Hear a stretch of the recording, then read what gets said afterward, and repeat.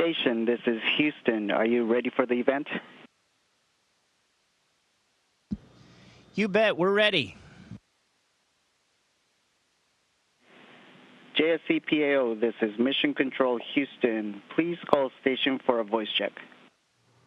Station, this is Brandy Dean from Johnson Space Center's Public Affairs Office, and I've got the 14 members of the 2017 astronaut candidate class. How do you hear me? Fantastic, Brandy. Great to be here with you today, and hello to all the 14 folks. They're saying hi if you can't hear them. We've got on the International Space Station, we've got Peggy Whitson, Jack Fischer, and Randy Bresnik. Thank you guys so much for taking time out to talk with us today. And thanks to those of you joining us here at on NASA TV or on Facebook. We're excited to have you and to introduce you again to the new astronaut candidate class. We'll be taking questions from reporters and social media later in the event. So on social media, you can be submitting your questions now using the hashtag AskNASA or in the comment section of the Facebook Live. So Peggy, Jack, and Randy, I know you haven't met these folks in person yet, but I've got a room full of new coworkers here who are excited to talk to you. Just to go through their names real quick, we have starting over here, Caleb Barron from Richland, Washington, Zena Cardman from Williamsburg, Virginia, Raja Chari from Cedar Falls, Iowa, Matthew Dominic from Wheat Ridge, Colorado, then Bob Hines from Harrisburg, Pennsylvania. And now up here on the second row, Woody Hoberg from Pittsburgh, Pennsylvania. Johnny Kim from Los Angeles, California. Rob Kulin from Anchorage, Alaska. Jasmine Mogbelli from Baldwin, New York. Laurel OHara from Sugar Land, Texas. Frank Rubio from Miami, Florida. And Jessica Watkins from Lafayette, Colorado. And then we also have the two new Canadian Space Agency astronaut candidates who will be joining the class. Ginny Seide from Calgary, Alberta, and Joshua Kutrick from Beauballin, Alberta. All right, Peggy, Jack, and Randy, I thought we could start out by letting y'all tell us a little bit about your time as astronaut candidates, and then I think they have some questions from you. Well, astronaut candidacy was a long time ago. But I do remember being selected. It was still very exciting. That I found, you know, coming from a biology background, some of the classes were pretty challenging for me. Some of them were pretty easy, and you'll each find that each of you will have different expertise. And the thing I recommend is that you take advantage of each other's expertise and learn from each other. I think the biggest strength of the astronaut office is the differences in our backgrounds and the ability to share this information to make all of us better. Yeah, and I totally agree with this Space Ninja because she knows what the heck she's talking about. You have to use we got a heck of an echo. You have to use everybody's gifts. So some folks are going to be good with certain skills like driving a robot arm or speaking a language or working with samples inside a laboratory. So everybody has a special skill set, and you want to utilize those among all of you. So it's an exciting time where you get to learn those new skills. Everybody's going to learn something new because nobody has all of that skill set. It's very broad. And then you go around. One of the most interesting parts of AskCan is going around to all the different centers and seeing the whole entirety of the NASA mission, and you get to understand how broad a scope NASA's mission is and all the different ways that you can help be a part of it.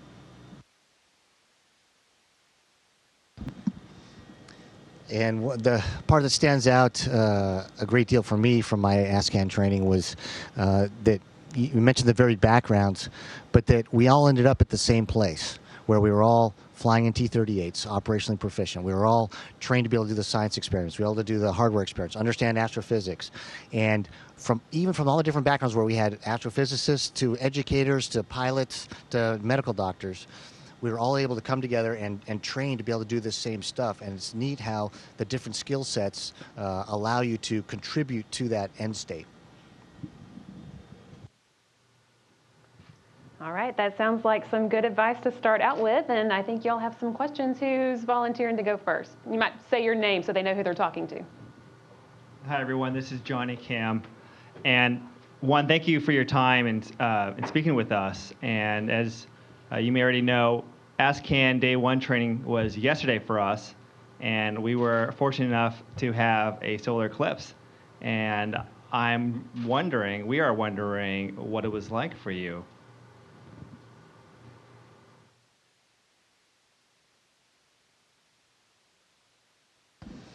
It was really special to be able to share it with some friends up here, but see it from the opposite point of view that we get on Earth. It was, I think, to a person, it was much more impressive and larger in size and vibrant in color in some ways than we expected. And so that was really neat. And then the fact that we were this beehive of activity of cameras and videos and lenses and everything for the 3 passes, the one before the shadow hit the ground in the U.S., the one over the U.S., and then the one afterwards where we had the 85% eclipse, that just really made it fun to be able to go, okay, we're getting shots from a different perspective than anybody else on the planet, off the planet on our satellites, or any observatories we're able to get.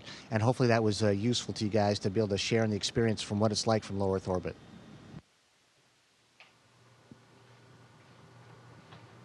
Hey guys, this is Raj OHara. As we're about to start drinking from the fire hose of training here, one of the questions I had was, now looking back, what do you wish you'd pay more attention to in class? Is there a particular class or maybe an instructor that we shouldn't write off? I think they do, a really good job of training, but everybody needs to know how to fix things. And so you need to get good at using tools and knowing how to fix things. That'll be an important part of your training. So pay attention to that part of it. It applies to almost every system. So, and that's what we spend a lot of time doing. And you can't be hesitant about taking something apart and putting it back together, because that's a lot of our job. Hi, this is Jasmine Montbelli. First off, it's so cool to be talking to you all right now. Questions specifically for Jack and Randy as military officers. What were the similarities or differences between your previous military experience and training and the 2 years of ASCAN training? I think there's a lot of similarities for the field type of stuff where you go and do kind of the small group dynamics. I think that's pretty similar. I think the academics are a bit different because they're so much more diverse. You cover a lot of things that you really just don't touch. As military test pilots, we really never worried about taking air samples, but lo and behold, you better know how to do that, because otherwise, and I have a friend, I heard about this guy who was floating around in the beam with samples going everywhere, and it was a mess. He probably should have paid more attention in that class. So I think that you have a similar approach in that the mission is the priority, but you have more of a small group dynamics that you need to focus on because the mission is so diverse in NASA or on the space station that, we can't say that our mission is to, go take out this target. It's our mission. We have no idea. From day to day, week to week, we don't know what the experiments are. So nurturing the relationships so that we're an effective team no matter what they throw at us is more important, and that's where there's a little bit of a difference. So it's really the diversity of things that you look at that we just don't do in the military. We're more focused. Hi, this is Laurel. Go ahead. I'd say that there's some similarities in that the deployment stuff, especially while you're ASCAN, are a lot shorter. You're talking weeks, not months, and stuff like that. Difference is, now that once you start training for a flight long duration mission, I started heading over to Russia in October of 2015, and by the time I launched, I had almost 1 year away from home between October 15 and July of 17. So in that case, it's a lot more like military deployment and the workups. And so your family has to be, prepared and ready for that. By the time I get home, it'll be well over a year within 2 years. So the good news is you got great communication. The technology we have to be able to, when you're deployed for the training or here on orbit, is phenomenal compared to military deployment. But as always, it's your family at home that carries the load and makes it possible for you to do this. I'm going to be up here in November when my daughter turns 8. I will have been up here in space for 2 of my daughter's birthdays, and that's tough. And if I may take a moment, today's my anniversary with my wife. I want to thank my amazing wife, Rebecca, for 14 wonderful years. I love you, and I wish I was there today to share it with you. And everybody needs to know that I am one lucky man. Hi, this is Laurel OHara. Thanks for talking to us again. And I was wondering, in your ASCAN training, what was your favorite part of the training, and then what did you find most challenging?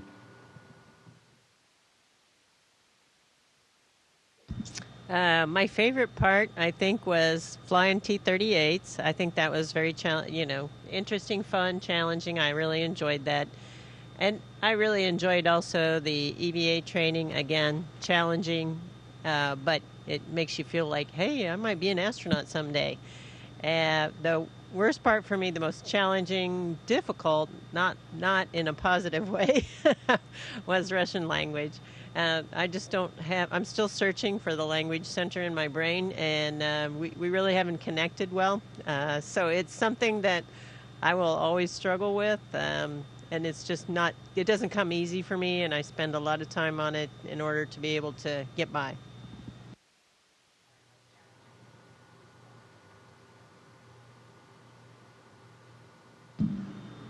Are we going to do everybody answer every question, or are you just going to press on to the next one? I think we've got another one ready for you. Boom. Hi, this is Jessica Watkins, and again, I just want to echo what a privilege it is to be able to speak with you today, so thank you for your time. This question actually is back to Peggy again. We were just wondering kind of the transition that you have experienced. Our class has a lot of women in it, and recently the 2013 class as well had a large number of women in it, and so we're just wondering what aspects of training maybe have seen that transition, or just kind of advice that you may have as a woman going through this process.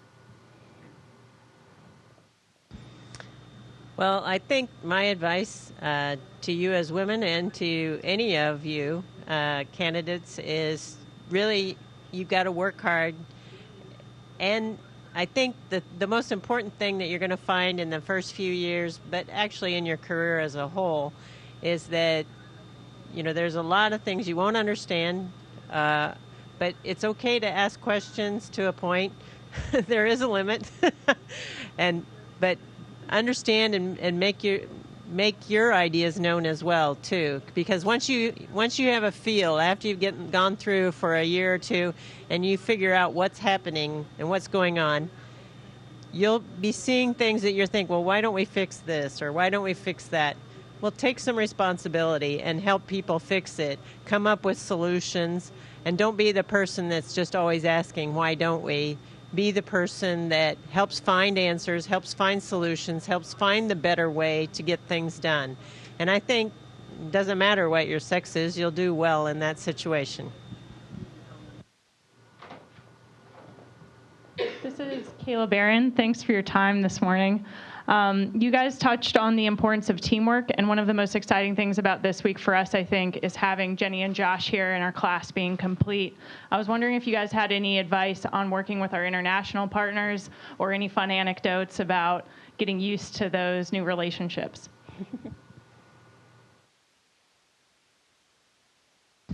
Well, so we have Italian colors on because we have the Italian stallion down the hall here. It's important. It's really important, and it's not only important to learn the language, which I remember Peggy saying Russian is only tough for the first 10 years, which I still got a few to go. It's not just the language, it's the culture. And understanding what drives each culture and the background of a person. It's no different from how you would figure out how to get along with anybody in a small group dynamic. But the culture and the traditions that help make a person who they are important to understand and embrace. And we've definitely done that with our Russian crewmates. It's pivotal to understand where they're coming from and how they're going to react to a situation is to understand their background. So it's one of the most important things that you're going to do. And it's key to your success of being able to work with all the international partners, which this is an international team, no doubt about it. All right, and for the Canadians, you gotta, never mind. No, please, we want to hear. No, we got Canadians of our own, and they're wonderful. All right. Well, this is Rob, so a little north of Canada, or at least parts of Canada, I guess. It's really good to see you guys. But I guess, you're on station now, so maybe tell us a little bit about some of the most challenging times that you've had on station and reflect on that back to your time during ASCAN training and what, what kind of parallels you have there or what ASCAN brought to that situation.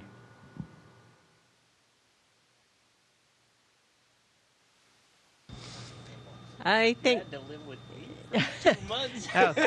Jack just pointed out I had to live with him for 2 months. Is probably my most challenging situation. But no, actually, I think probably the most challenging situation I had was we had a shuttle docked and we were deploying a solar array after we had retracted the arrays on a previous time frame.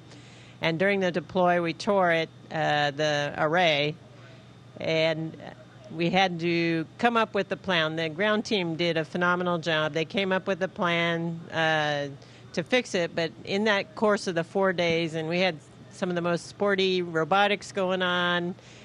We had, an interesting IFM. I got to build some what they called cufflinks to hold the solar array together. And then we had to put the tallest EVA guy we had on the end of an arm that was extended with a shuttle arm as well. And we were able to accomplish it. I think that time frame was very challenging. We knew we couldn't undock the shuttle with a torn solar array. We'd either have to jettison, and we knew we couldn't retract it because it was torn. So it was very interesting time for us, stressful in the sense that we knew we had to have a solution. So I guess that would be the most challenging time. But the great part was that the ground team came up with just a phenomenal solution. I think that may be just about all we have time for with the crew before we lose them. So maybe just one last goodbye and thank you from the team here on the ground. And we really appreciate you taking out the time from your day to talk with us. Thanks so much, guys.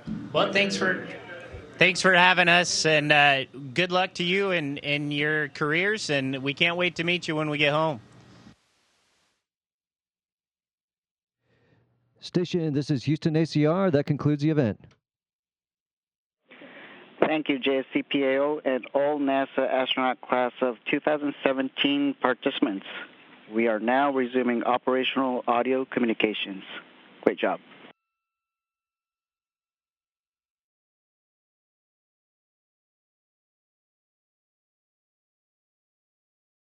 We'll take questions. Hold on.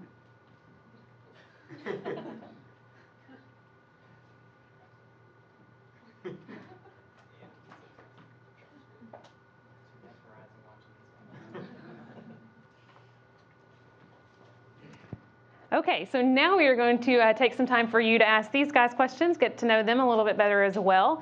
We are taking questions online via social media. You can use the hashtag AskNASA or just comment in the Facebook Live if you're participating that way. And if you're a reporter on the phone, you can press *1 if you have a question, and *2 if it gets answered. We'll call on you. And then we also have here in the room with us some interns from Johnson Space Center who also just started here at NASA yesterday, so y'all have something in common. But we already have been getting questions online, so we'll start with them. We'll start with Jennifer from Facebook, who wants to know what jobs you'll be doing. Anybody want to take that one? Yeah, I'll start. So our job for the first 2 years really is just to learn. We have a lot to learn. We're going to be professional sponges. So the training includes everything from learning the Russian language, like Peggy talked about, to flying T-38 jets, learning all of the techniques for spacewalking and all of the engineering systems on board the International Space Station. So that's our job for the first 2 years, and then we'll get assigned various other positions. All right, and Manuel from Facebook asked, how can he be an astronaut in the future? So any tips for how to get where you are? So I think there's, obviously, if you just look around in our class, there's a whole different number of different paths to wind up being an astronaut. So there's not one answer to that question. I think what all of us share in common, though, is we all did stuff that we really enjoyed doing. I think having a STEM background at some point in your education is that's probably the one thing you need to do. Beyond that, I think it's a matter of becoming passionate about what your job is and becoming the expert in it and continue to do great things in it. And there's military paths, there's non-military paths, but really it's just about enjoying what you do and trying to continue doing that and trying to continue challenging yourself, maybe going to do things that maybe are a little uncomfortable for you to do and expand what your knowledge base is. Sounds good. Okay.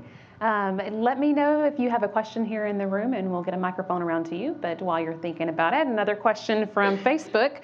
This is from Jace, and he says, "Hi, astronaut candidates, and what part of astronaut training are you most excited about?"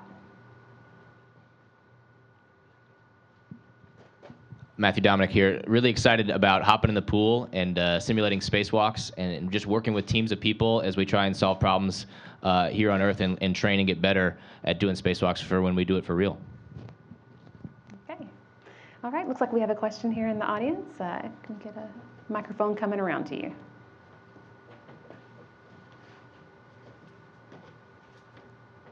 Hi, my name is Paramita, and I'm a current intern in the Human Interface branch here at NASA Johnson. And my question for you, I'm going to kind of make it a research data point for myself. I work with future AR technologies for the next generation spacesuit. So as former pilots and people who have to have a high situational awareness at all times. I know not all of you are former pilots, but some of you are. And then people who are going to be going through training with lots of workload. What are some technologies that you guys would want to implement in a next generation spacesuit?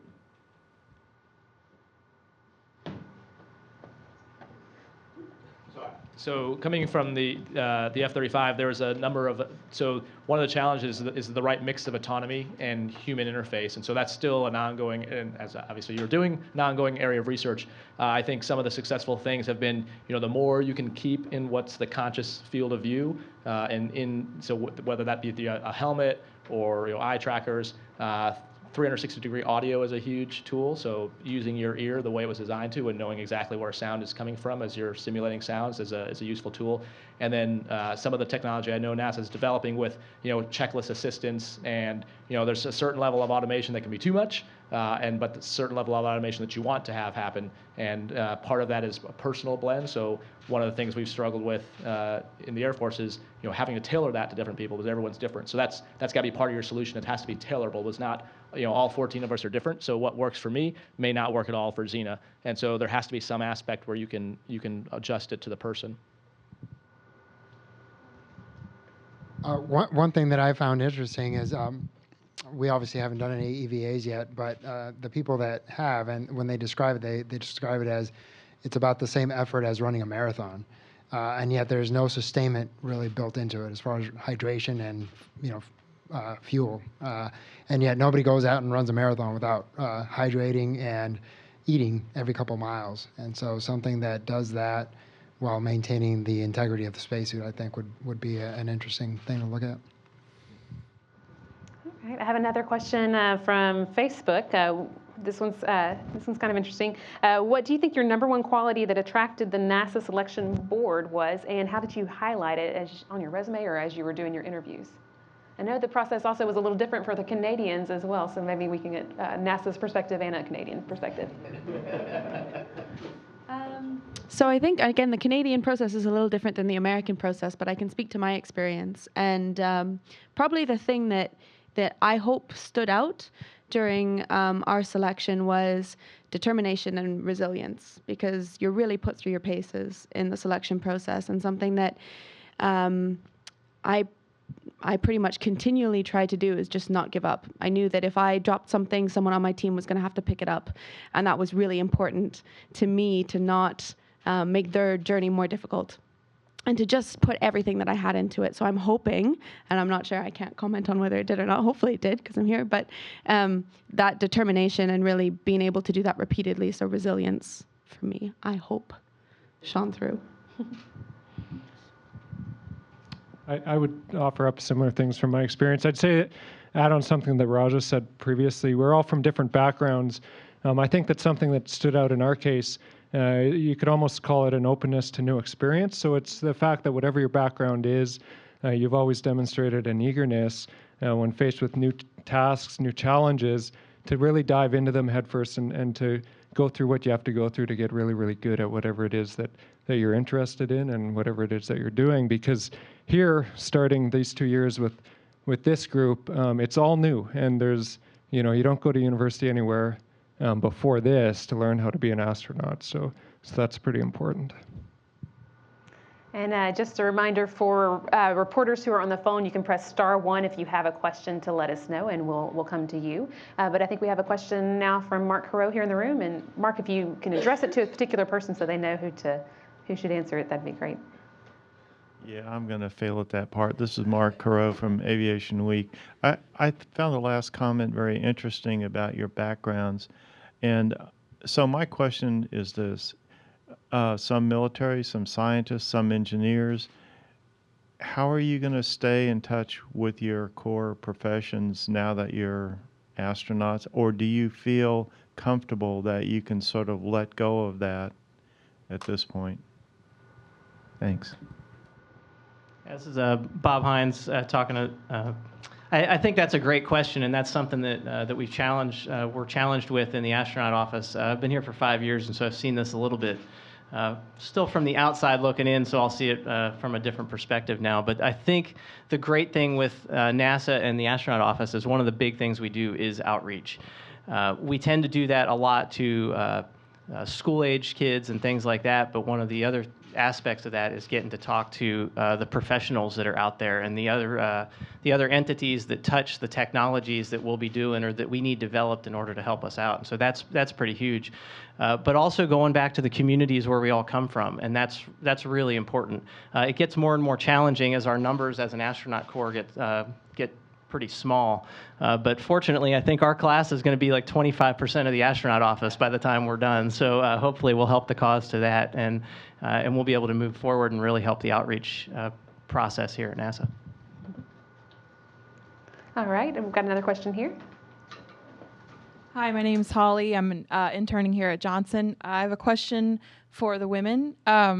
You asked Peggy about how to, the challenges of being a woman as an astronaut. Do you have any advice for young women who are just emerging in the STEM field on being successful and making a name for yourself? Okay, Jasmine Mugbelly here. So, again, I think a lot of us have, probably myself as, a Marine Corps Cobra pilot and being in the STEM background, certainly been in fields that are male-dominated for the most part. But that being said, I think the best thing that helped me was not focusing on that at all. try to excel in everything you do. Don't even focus on the fact that you're a woman in a male-dominated field, and work with your coworkers. Let them learn to trust and respect you, and you will, by doing that, you will then influence their perspective. Don't be the person who tries to use that to get ahead in any way. Be a team player, and don't even really consider it a factor for the most part. Would be my advice. Caleb, did you? I agree with Jasmine entirely. I would just add, don't be afraid to fail. I think that's something that was, kind of in the back of my mind when I was choosing to study engineering, choosing to go in the submarine warfare community, that you might feel like a spotlight's on you because there aren't as many women in your field, and that people are paying a little bit more attention to your performance and how you're doing. And I think if you do what Jasmine said, just focus on being part of a team and contributing, people really take that on board and try to support you. And then when you do fail or falter, you'll have people around you to help you move on from that and continue on. But if you let that fear of failure or fear of the spotlight on you get to you, you'll prevent yourself from really reaching for the goals that are important to you. So I would just encourage you to focus on overcoming them. Changing tracks a little bit, Rudolph from Facebook wants to know if y'all are going to Mars, and maybe you can talk about some of the futures you envision at this point. All right, everyone's looking at me. I don't know the answer to that. It's day 2, so they haven't told us that yet, where we'll be headed. But I would certainly love to go to Mars. I know that NASA really is looking forward to kind of expanding human presence in the solar system and looking at long duration flights and pushing those boundaries. And if Mars is on the docket or at the end of that journey, that'd be really exciting, especially for me, someone who's done a lot of work on Mars. But yeah, I think there are a lot of exciting places in between as well, and I'd certainly be excited to be assigned to go anywhere. All right. Another question from Facebook. What college majors are required for astronaut candidates? I'll go ahead. So in order to be an astronaut candidate or in order to apply, you need a degree in a STEM field. So that's a science field, mathematics, engineering, science, mathematics, or engineering. Really. Good job. Yeah. All right. Any questions here in the room? Looks like we've got one in the back. Hi, my name is Courtney, and I'm with the internship coordinators, and we'd like to say congratulations, first of all. And second, we all know that to raise to the heights of where you are now, that we can't get there without the people that are helping us up. And I'd like to know, are there any particular circumstances where someone has mentored you that you remember and it changed your life? Yeah, I have so many examples of this, as I'm sure we all do. I could go on for half an hour. For me, one of the really breakthrough moments of my undergraduate career was I decided I really wanted to go to Antarctica, and I emailed, 80 different PIs, principal investigators, scientists who did research there. Just out of the blue, dear so-and-so, my name is Zena. I have no experience going to Antarctica. Take me with you. And of course, most of them didn't even reply. Those who did said, sorry, we don't have funding, or we just don't have room for you.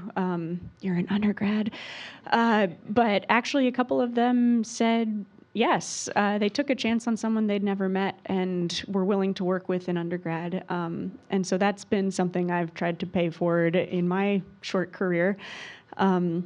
Is being open to taking high school students and undergrads on board, because it made a huge, huge difference for me. And Matthew, did you want to comment as well? Mine's a little bit different. I grew up. My family didn't really have any STEM background. My parents were amazing. My family was amazing growing up. We just didn't have STEM.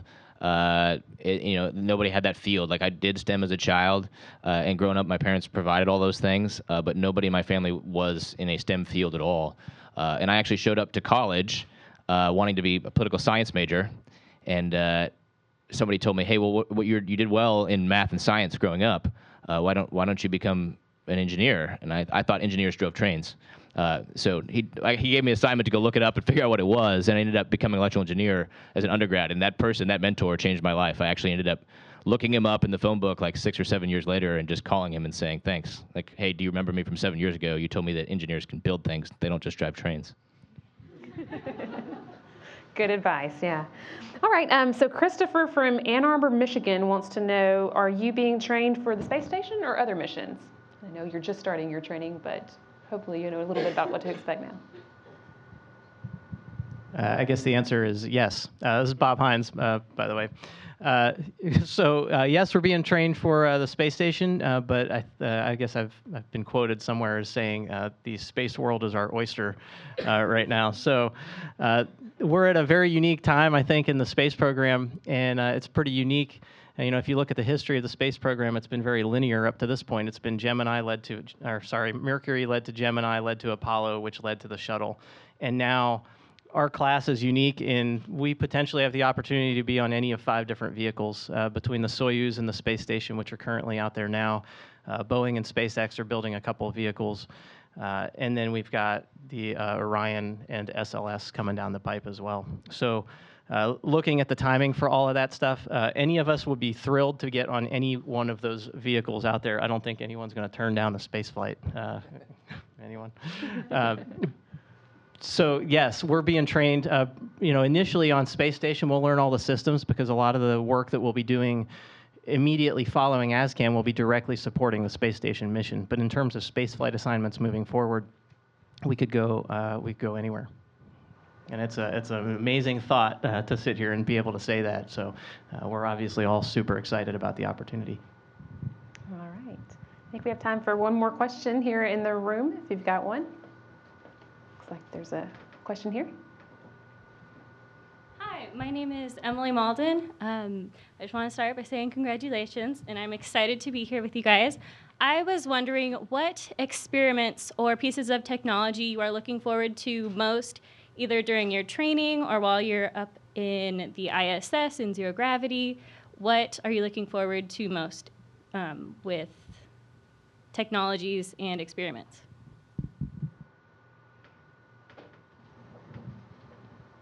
I think what I'm looking forward to most is just fixing things on the space station.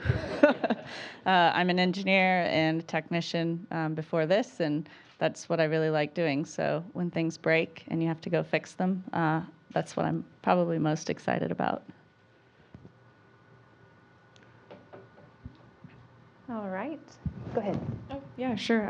I can speak from a research science background. I'm a microbiologist by training, but I'm actually most excited not to be doing my own research anymore and to be part of something that's so much bigger than any of the research I could be doing on my own. And a lot of the research that happens on the space station has very direct applications, not only for the astronauts, but also for people back on Earth. So research on bone density loss in space has applications for bone mass wasting diseases here on Earth, and I think that's really cool. It's a great opportunity.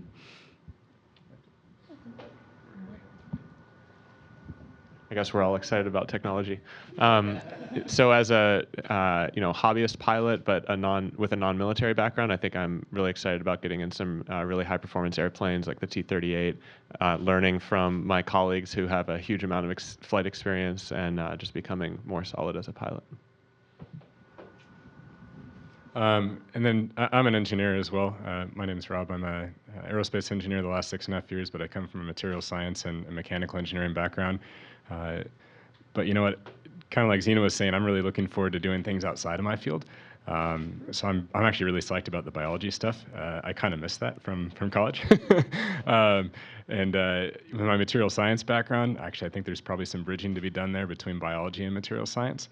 And I know they do some fantastic experiments on station that you can't do on Earth just due to the lack of gravity up there. So yeah, for me, it's a whole looking and learning new things that I haven't been able to do these last few years. All right, I think that's just about all that we have time for. So we're going to wrap up now, but these guys are just getting started. You're going to want to stay tuned on www.nasa.gov/2017 astronauts to keep up with their activities as they go forward in their training. And we actually just posted some videos of us asking them some questions as well, so you can get to know them a little bit better there. And then you can also keep up with them on social media. For now, you can go to the NASA astronaut account on Twitter, which is @NASA_astronauts. And that is going to be it for the day, but we wish you luck as you go forward into your training. Thanks for joining us.